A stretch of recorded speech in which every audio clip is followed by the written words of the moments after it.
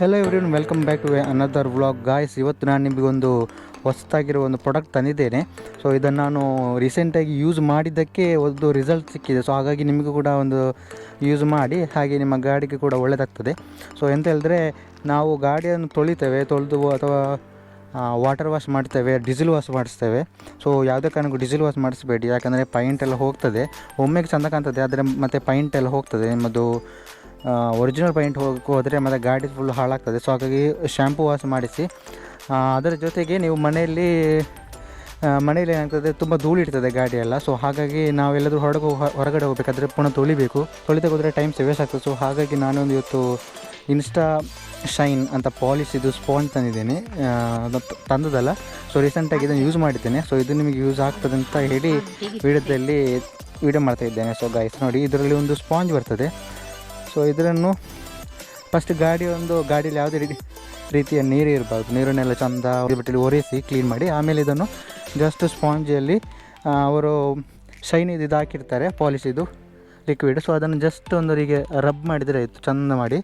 ಯಾವುದೇ ರೀತಿಯ ಪ್ರೆಷರ್ ಹಾಕಬೇಕು ಅಂತ ಏನಿಲ್ಲ, ನೀಟಾಗಿ ರಬ್ ಮಾಡಿದ್ರೆ ಕ್ಲೀನ್ ಆಗ್ತದೆ. ಮತ್ತು ಇದರಲ್ಲಿ ಮೇನ್ ಅಂತ ಹೇಳಿದ್ರೆ ಪ್ಲ್ಯಾಸ್ಟಿಕ್ ಇದು ನಮ್ಮ ಗಾಡಿದ ಎಲ್ಲ ರೀತಿಯ ಏರಿಯಾಗಳಿಗೆ ಸಹ ಇದು ಅಪ್ಲೈ ಮಾಡ್ಬೋದು. ನೀಟಾಗಿ ಕ್ಲೀನ್ ಕಾಣ್ತದೆ. ಮತ್ತು ಹೊಸತು ಯಾವ ಥರ ಇರ್ತದೆ ನೋಡಿ, ಆ ಥರನೇ ಕಾಣ್ತದೆ ನಿಮಗೆ.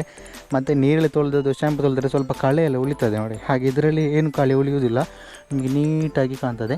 ಮತ್ತು ಇದರಲ್ಲಿ ಇನ್ನೊಂದು ಎಂತ ಹೇಳಿದ್ರೆ, ನಾವು ಇದರಲ್ಲಿ ಗೇರ್, ಕ್ಲಚ್ ಮತ್ತು ಬ್ರೇಕ್ ಇದಕ್ಕೆಲ್ಲ ಅಪ್ಲೈ ಮಾಡುವಾಗ ಸ್ವಲ್ಪ ಜಾಗ್ರತೆಯಲ್ಲಿ ಅಪ್ಲೈ ಮಾಡಬೇಕು, ಲೈಟಾಗಿ ಅಪ್ಲೈ ಮಾಡಬೇಕು. ಯಾಕಂದರೆ ಎಲ್ಲ ಸ್ವಲ್ಪ ಸ್ಲಿಪ್ಪರಿ ಇರ್ತದೆ.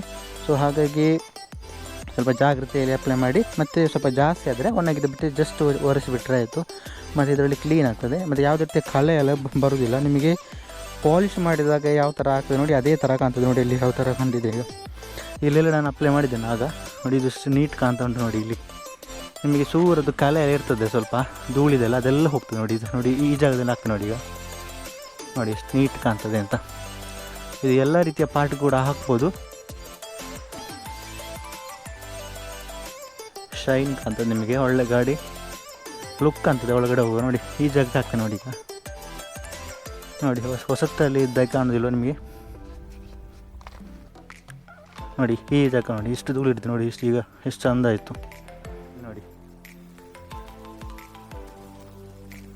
ಇದರಲ್ಲಿ ಸ್ಪಾಂಜಿಯಲ್ಲೇ ಅವರು ಶೈನ್ ಇದು ಒಂದು ಇದನ್ನು ಹಾಕಿರ್ತಾರೆ, ಇಂಗ್ರೀಡಿಯೆಂಟ್. ಸೊ ಹಾಗಾಗಿ ಅದು ಒಳ್ಳೆಯ ರೀತಿ ಕೆಲಸ ಮಾಡ್ತದೆ ನೋಡಿ. ಇಲ್ಲಿ ನೋಡಿ, ಇದಕ್ಕೆ ಸಹ ನಾನು ಇಲ್ಲಿ ಅಪ್ಲೈ ಮಾಡ್ತೇನೆ. ಸೊ ಇದೆಲ್ಲ ನಾವು ಬೈಕರ್ಗಳಿಗೆ ಒಂದು ಹೆಲ್ಪ್ಫುಲ್ಲು. ಹಾಗಾಗಿ ನೋಡಿ, ಇಲ್ಲಿ ನೋಡಿ ಈ ಜಾಗಗಳು ಇನ್ಸ್ಟ್ಯಾಂಟ್ ಶೈನ್ ಹೆಸರೇಗುಂಟು ಹಾಗೆಯೇ ನೋಡಿ. ಇಲ್ಲಿ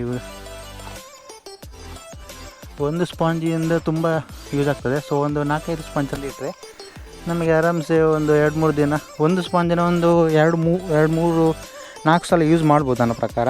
ಸೊ ಇದರಲ್ಲಿ ಬೈ 1 get 1 ಸಿಕ್ಕಿದ್ದು ಕೂಡ ಯೂಸ್ ಮಾಡಿ, ನಿಮಗೆ ಕೂಡ ಒಳ್ಳೆಯದಾಗ್ತದೆ.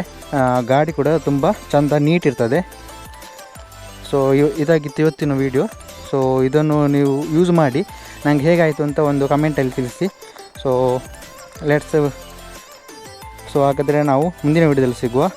So bye.